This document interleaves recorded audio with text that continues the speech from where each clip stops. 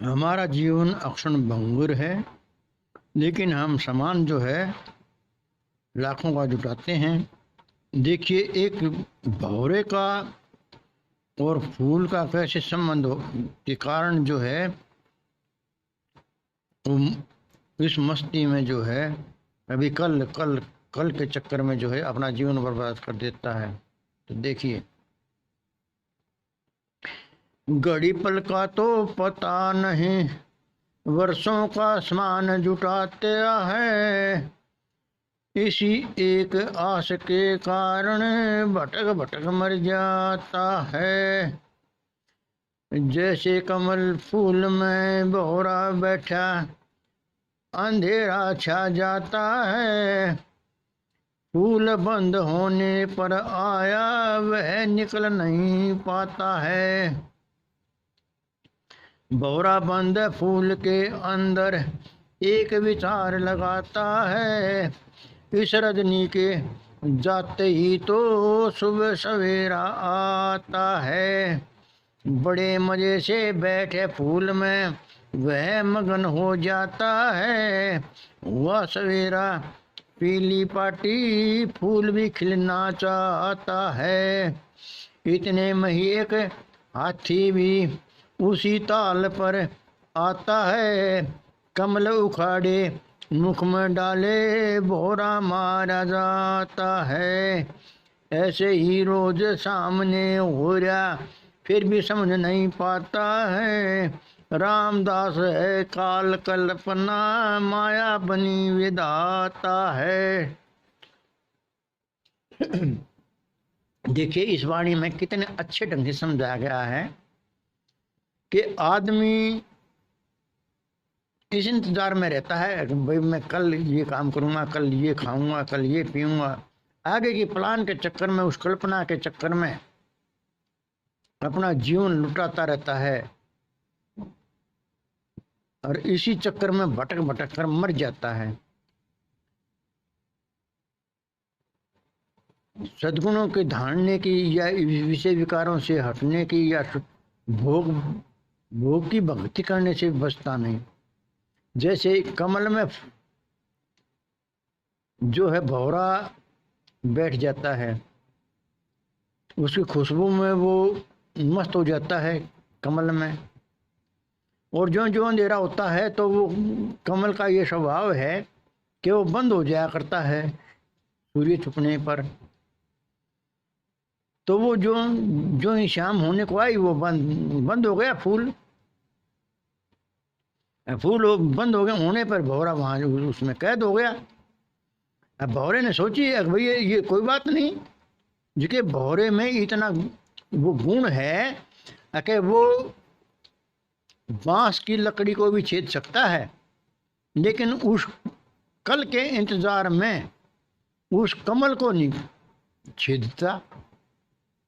कमल की पंखुड़ी तो बिल्कुल नाजुक होती हैं, लेकिन वो कल के चक्कर में उसे नहीं छेदता और आनंद से वहां बैठ जाता। भाई कल ये रात बीत जाएगी तो सुबह दिन निकलेगा और फिर कमल खिलेगा और फिर मैं इसमें से अपने उड़ जाऊंगा, बाहर निकल जाऊंगा। तो वहां बड़े मजे से मगन रहता है, बैठा रहता है, जो कि वो कमल को बिल्कुल आराम से काट सकता है, उसे कोई कोई वो नहीं है। लेकिन ना, ऐसे ही हम जीव हैं, हम प्राणी हैं, हम कल के इंतजार में ही भाई कल कर लेंगे, कल कर लेंगे। जो कि ये शिक्षा दी थी लक्ष्मण को रावण ने, अभी कल करे सो आज करे और आज करे सो अब, और पल में प्रलय हो जाएगी तो फिर करेगा कब। तो हमें अच्छे काम के लिए जो है कभी भी कल पर नहीं टालना चाहिए। हाँ, बुरे काम को हमें टालना जरूर चाहिए, क्योंकि फिर वो उसका समय वक्त निकलने पर हो सकता है हमें लाभ मिले। लेकिन अच्छे के लिए हमें उसी समय करना चाहिए, उसके लिए जान नहीं करना चाहिए। लेकिन हम तो अच्छे की तो सोचते ही नहीं ना, हम तो भौतिकवाद की में फंसे हुए हैं। अध्यात्म में तो हमारा ध्यान ही नहीं है। अगत का तो हमारे को सूझता ही नहीं है। तो फिर क्या होता है, वो मगन होकर फूल में बैठा रहता है। जो ही सवेरा होता है तो सवेरे के समय जो ना हाथी भी वहाँ पानी पीने आते हैं, घूमने फिरने आते हैं, तालाब में आते हैं।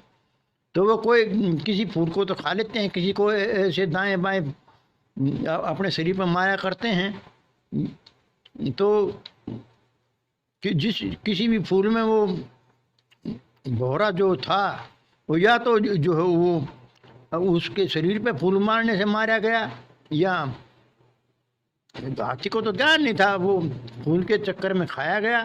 तो मतलब अपनी उसकी जीवन लीला खत्म हो गई। तो ऐसे ही हम भी जो है ना कल के इंतजार में बैठे हुए हैं, लेकिन जो हाथी रूपी काल है ये हमें आएगा और हमें दबोच लेगा। इसके लाखों बहाने हैं हमें दबोचने के, तो दबोच कर हमारा काम तमाम कर देगा।